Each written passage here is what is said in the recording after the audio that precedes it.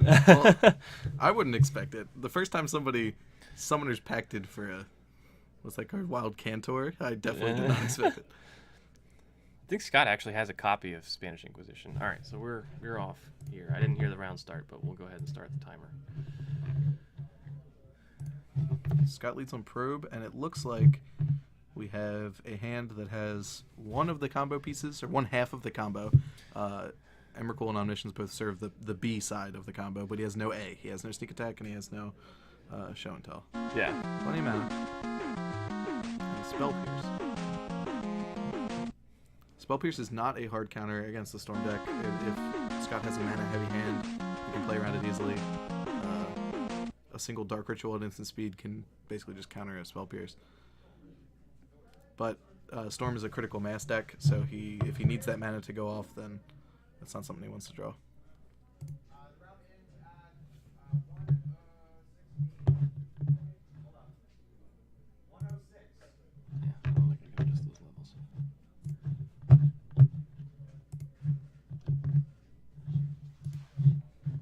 Alright, so a Sea and a Ponder. Let's see what he's got. So Lotus Petal, a Tendrils. I believe that's a Mirage Art Dark Ritual. Oh. Scott cast a Ditizio probe. Mm-hmm. And I did not mark him down. Alright. Paying that for Exium mana.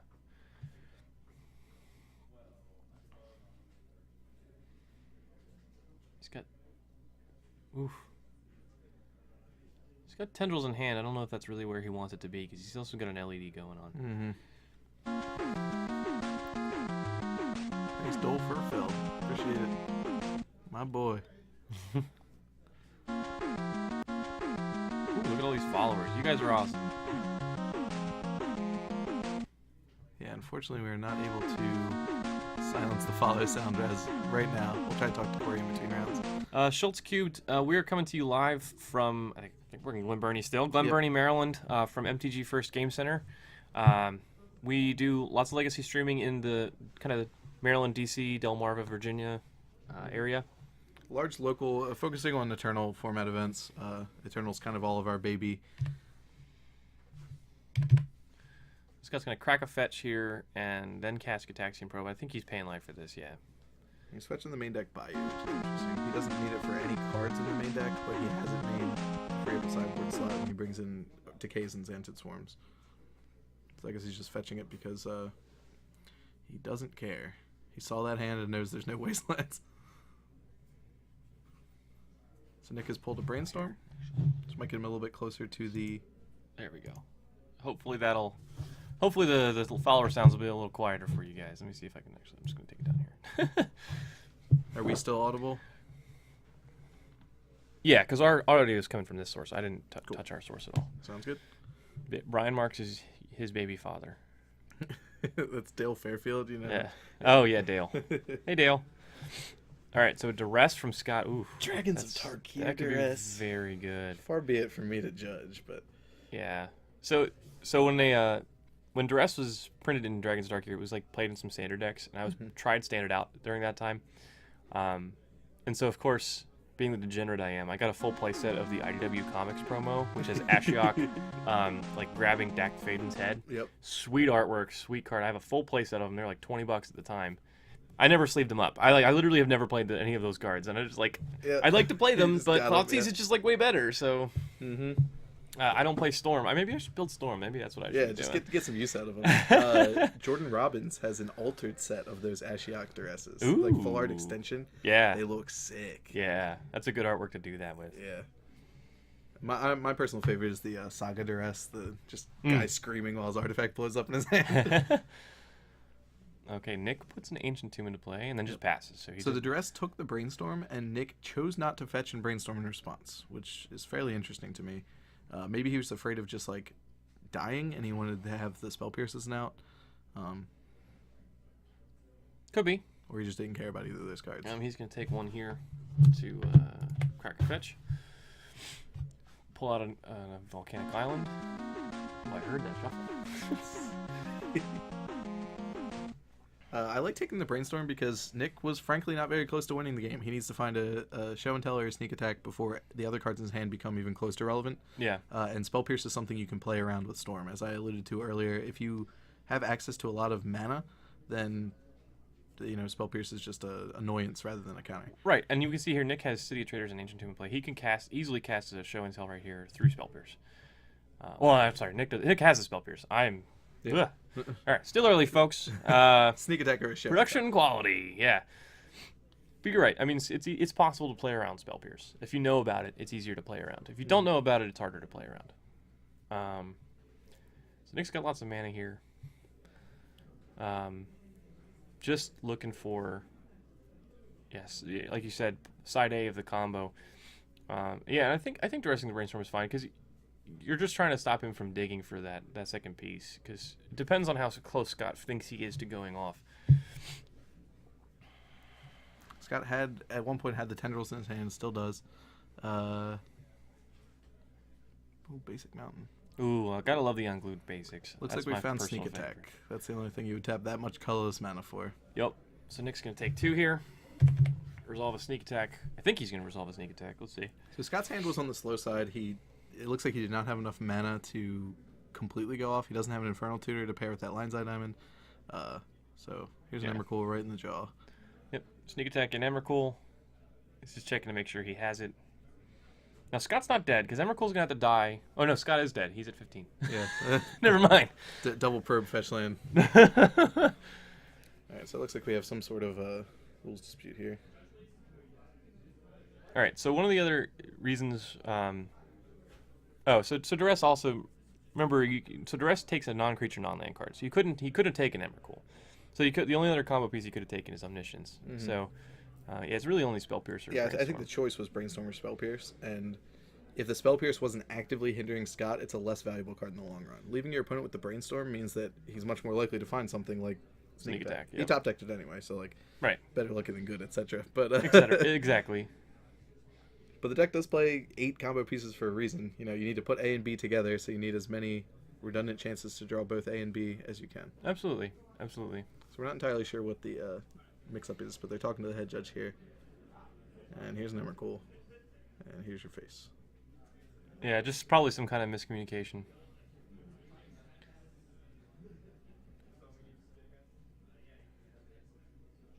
Yep, I'm dead. Yep, okay. Oh. Is he not at 15? Yeah, he was He at should 15. be. Oops. 1 game win. 1 game won, not 2. All right. So Nick, game 1's going to go to Nick. So let's talk about sideboard plans. Yeah, absolutely. Scott has access to 1 copy of Xantid Swarm, which is my personal favorite anti-blue tech. Xantid Swarm is a 1-mana 0/1 insect for 1 green mana, and whenever it attacks, the defending player cannot cast spells for the rest of the turn. So you, in your second main phase, then just throw a bunch of Tendrils of Agony at them and kill them. He also has access to, it looks like, Curse and Grip, which sometimes works against the Omniscience half of the combo, sometimes works against the Sneak Attack half of the combo. Not in general excellent. He also has, he can go up to a full 3 Tendrils of Agony post board, which is like the grinding station plan against Miracles. I don't think they come in here. Yeah. So I would. I think we're just going to see Xantid Swarm and maybe the Sensei's Top. Yeah, maybe. I think the Sensei Top would be okay. It's usually for grindier matchups, right? But just to get the second top in there. But yeah, but knowing that you're going to be facing additional disruption coming out of the board, that's why I might want the top. He could bring in Croson Grip as well. It is an answer to Omniscience. If they sneak in, they show and tell in an Omniscience. They cast their first spell, you respond with Croson Grip, and their first spell is usually like a cantrip or a Cunning Wish or something like that. If you're able to do that, then it's a valuable card. You can tag it. As far as Nick's game plan, again, so he's got 1 Grim Lavamancer, 1 Jace the Mind Sculptor, 1 Pyrocosm, 1 Red Blast, 1 Pyroblast, 1 Beseiju, 2 Through the Breach, a Wipe Away, 2 Blood Moon, a Flusterstorm, 2 Grafdigger's Cage, and a Cosmos Return. Now, there's a lot he could bring in here. He's in danger of overboarding. Like, Blood Moon is value. I think Blood Moon is a good one. But it's functionally equivalent. You got to be careful, because you're definitely in danger of overboarding there. You don't want to be stuck with a Blood Moon in hand while he's casting Dark Ritual, turn 2. That being said, I mean, Nick has the capacity to... Oh, yeah, we need to update the round. Thank you for that, Chalice. Yeah, so that being said,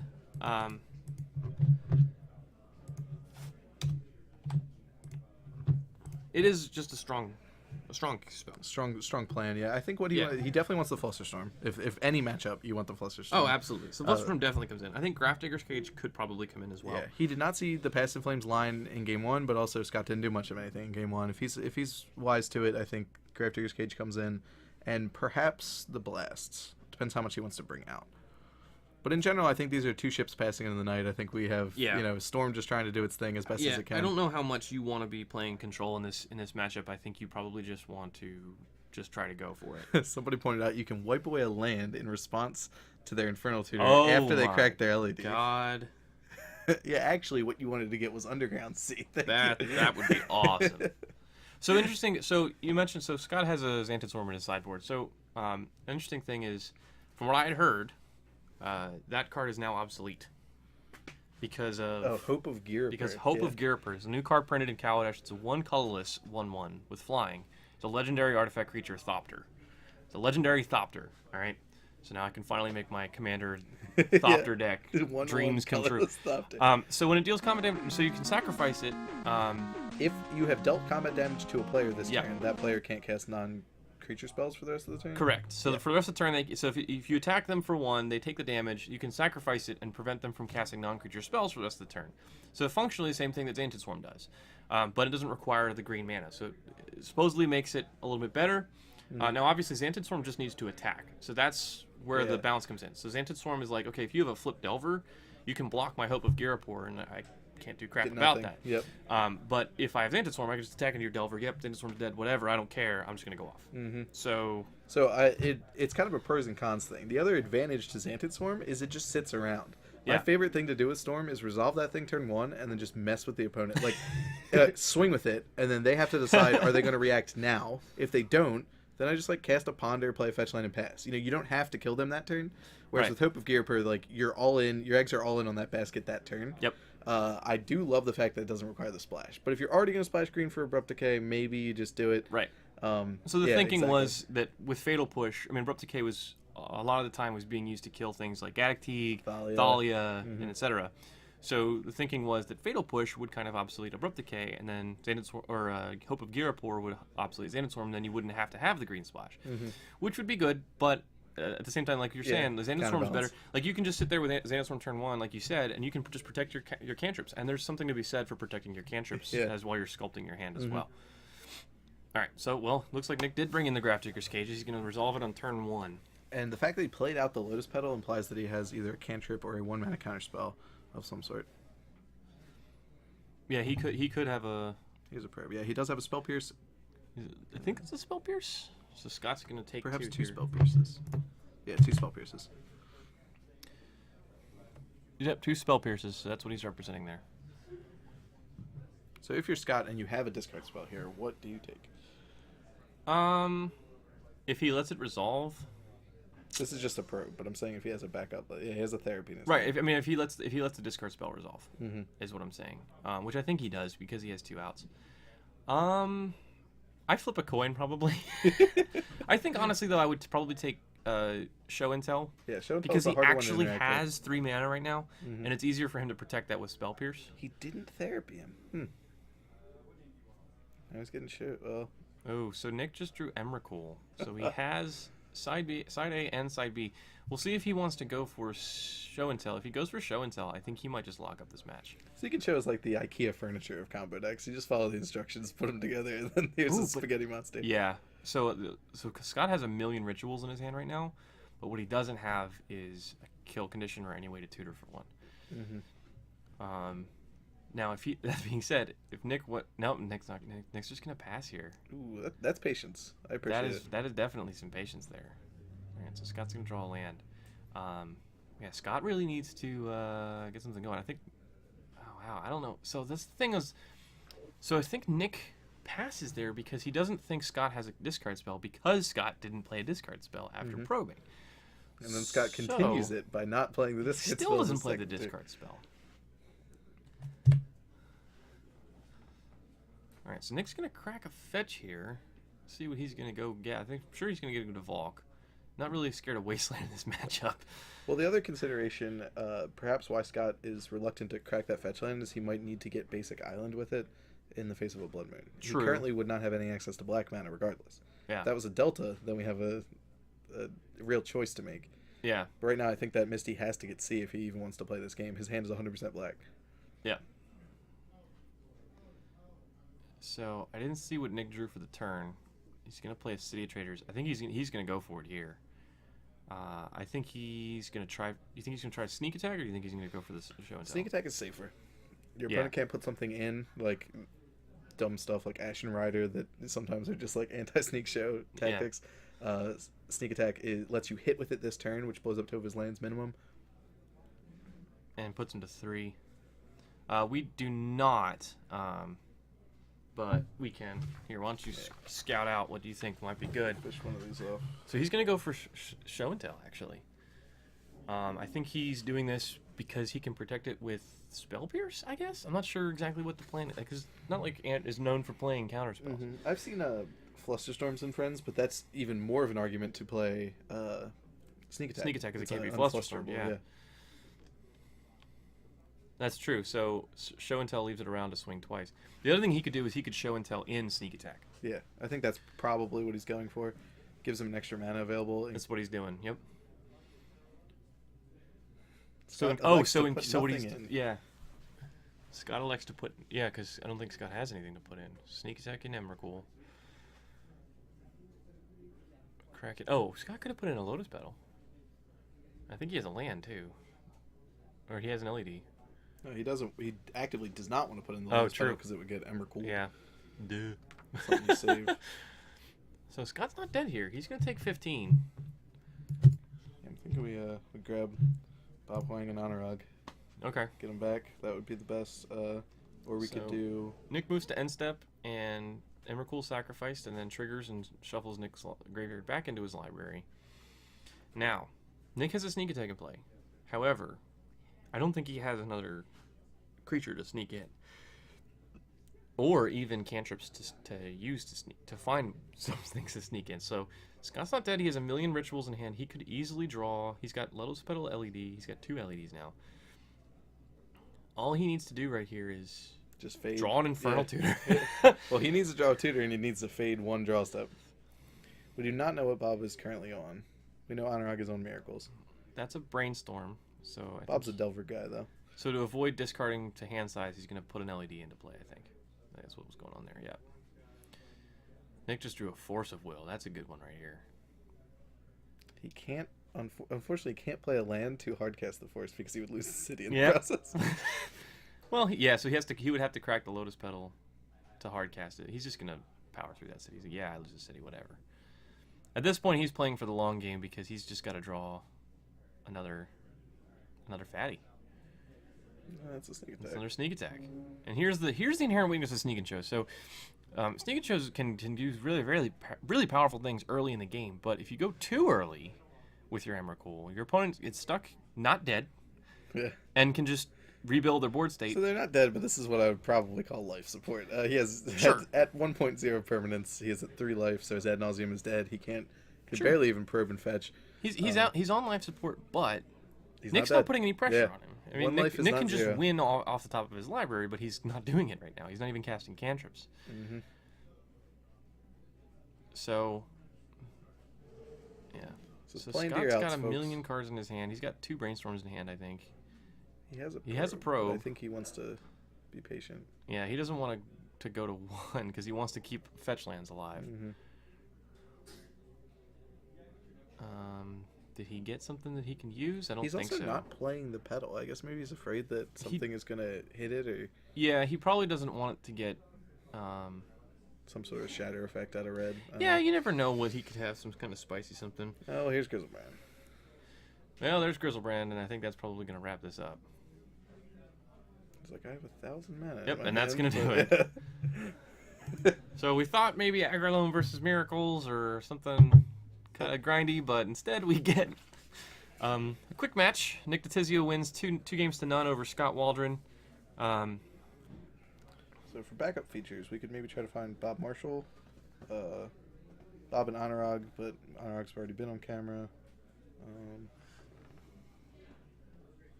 Ralph Fitzpatrick and James DeVore both 3 points. Yeah.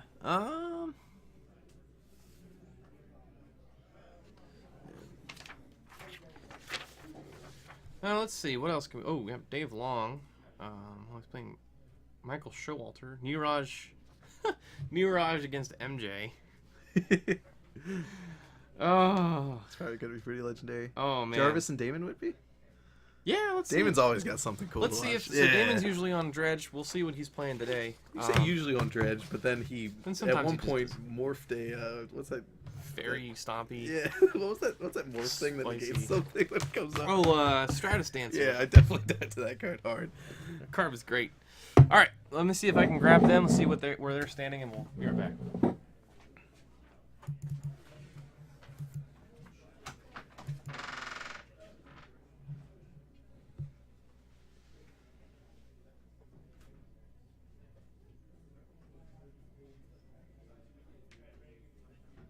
So it looks like Nick did board in the sneak or the through the breaches. So if anyone's playing Doomsday, it would be Damon. That is 100% true.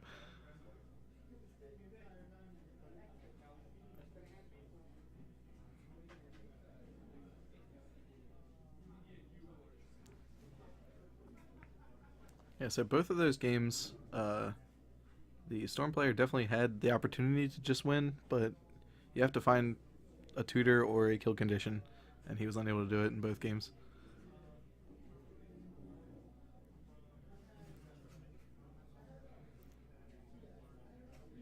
I think D&T serves a place in the metagame. I don't necessarily think it is a, the most interesting deck to watch, although there are a lot of strong interactions, but